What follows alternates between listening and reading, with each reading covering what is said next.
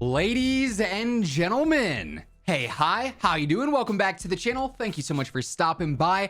The Season 3 update here in Warzone 2 ended up including a lot of weapon tuning, a lot of weapon balancing, buffed some things, nerfed some other things, also added a few new things into the meta conversation as well. And so today we are going over the broad overview of the Season 3 weapons and meta update, what's changed after the patch, what is of course in the absolute meta right now, what might be top tier, more competitive, what's probably not worth using down in average and below average. So first up, we of course have to start with our brand new weapons. We've got two of them, the FJX Imperium, aka the Intervention, then also the Cronen Squall battle rifle. And with the FJX Imperium, this to me has gotta land in top tier simply because it's one of the few snipers that can actually one-shot down here in Warzone 2, even if an enemy has full armor. Now, keep in mind, you do have to be running the explosive ammo for that, which makes the velocity kind of tricky to learn. It's especially good in the mid-range where the velocity is not as important. Over long range, that one-shot potential is still there. It's just going to be much harder to actually,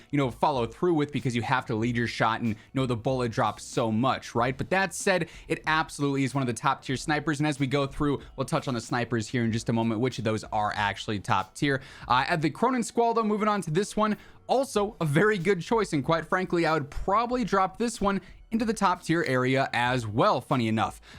Whether you're using it in full auto, where the damage is a little bit worse than semi-auto, it's still going to be a very solid option, but particularly in semi-auto, this feels like a very, very strong, very competitive option too. Whether the enemies have armor or not, if you're landing those upper body shots and you can land them consistently, the thing is going to absolutely fry, and in my opinion, really is like the best battle rifle in the game as of right now. Now, of course, with this whole update, a huge part is the fact that the bolt action snipers can one shot. However, there's only two other options that are under this specific criteria outside of the Imperium, and that is the Victus XMR, which to me also jumps up into that top tier area right next to the Imperium, then also the MCPR 300. Every one of these almost feels identical, I won't lie. Like, they're all very similar once you build them out with the explosive rounds, then pretty much everything else focusing on velocity, right? So they're all going to be very similar in feel. You can build them out to be a bit more quick scopy and aggressive. You can build them out better for like long range, which is personally how I prefer it, but all of them are going to be great choices if you're looking for a sniper that is one shot capable. Then we get into all of the weapon tuning, the buffs and the nerfs, and I've got my lengthy list here of all the changes that were made, so that's why you'll see me referencing over here so much.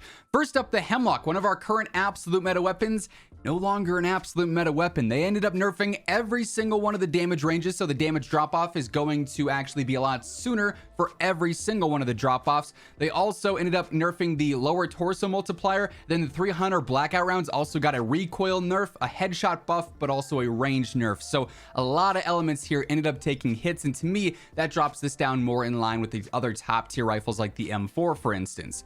We also had a change to the M13B. This got a headshot and a lower torso buff, a mid-range damage buff, and an upper torso nerf. Now, I won't lie, despite the buffs here, which are nice, it's still not something that's going to, jump immediately up into the absolute meta category by any means. In fact, it's going to stay in top tier. I think it could honestly have an argument for just being competitive, though, considering that in the mid-range, it's not anything too crazy. Long range is really where it thrives, but even then, because of its rate of fire, it's still not the number one choice by any means there either. So we're gonna keep it for now, but that's one to keep an eye on for the future. Now, the STB556 actually saw some very promising updates here. There was a headshot, a leg, a lower torso, and a mid-range damage buff here. So all those options got buffed. It also had a mid-range damage range nerf, which isn't anything too crazy to me. This actually was such a loud vehicle. This actually ends up jumping up into that top tier area as well, funny enough. I mean, it's low recoil, and now it's going to feel a little bit more effective over the mid to long range because of the damage changes there. So if it's not something you've used much of lately, I would definitely recommend trying it out. Now, here's another interesting one. The TAC 56 actually ended up getting a headshot nerf. They initially said in the patch notes that it was a buff, and I'm sitting here going, wow, I mean, TAC 56, clear and obvious best rifle choice.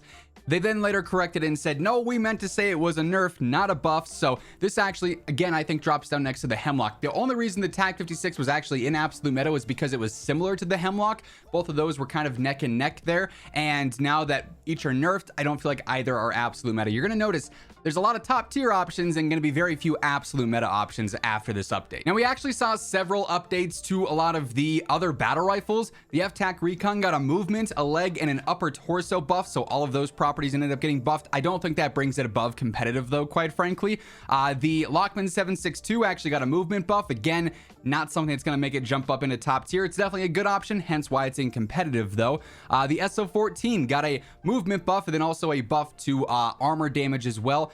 Solid, but not something that's going to bring it up. Then also the TAC V got a movement buff and a leg armor buff. So it's again going to be a little bit faster and hit a little bit stronger against armor, but quite frankly, it was kind of just destroyed when they ended up nerfing it so hard. So that's not going to jump out of competitive either. So some solid updates to the battle rifles, but not anything that's going to make them stand out like crazy. Now the Basilisk also got some much needed changes in my opinion. They nerfed its damage to armor, then also the snake shot ammo got a nerf. That to me really drops it down into average with some of the other pistols. What was really making it stand out is its potential to absolutely destroy up close with the snake shot ammo. No longer is that going to be a crazy solid option, so that to me does bring it down some. Now the RAL actually got a headshot damage nerf and then also a lot of changes to its semi-auto properties. That's not something that's super common, especially not in the meta conversation, so those are kind of irrelevant in this case. The headshot multiplier being a little bit lower and the headshot damage being a little bit lower is something that's going to be noticeable, but it's still a powerhouse anywhere it's hitting on the body, whether it's a limb, whether it's the torso, whether it's the head.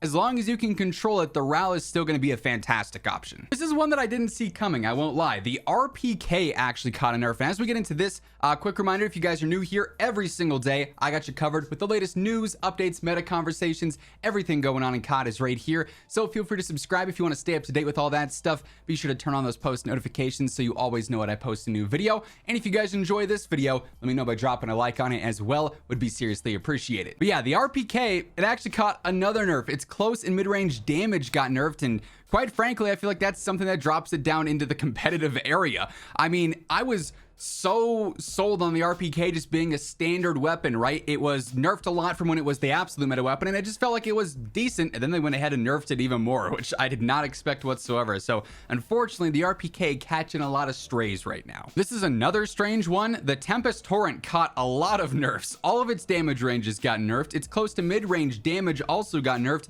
and the headshot damage got nerfed. Quite frankly, I don't think the Tempest Torrent is really worth running that much at all. I'm dropping this one down into the average category. The other rifles, marksman rifles, battle rifles that are super similar to it are going to outperform it now in a lot of ways. So kind of a strange nerf there that hurt a weapon that wasn't anything that crazy to begin with. Now the Bass P actually got a new update too. It got a buff to its ADS speed or its strafe speed there. Also its damage ranges got buffed, which is nice. So it's going to have a few extra meters of damage before that drops off.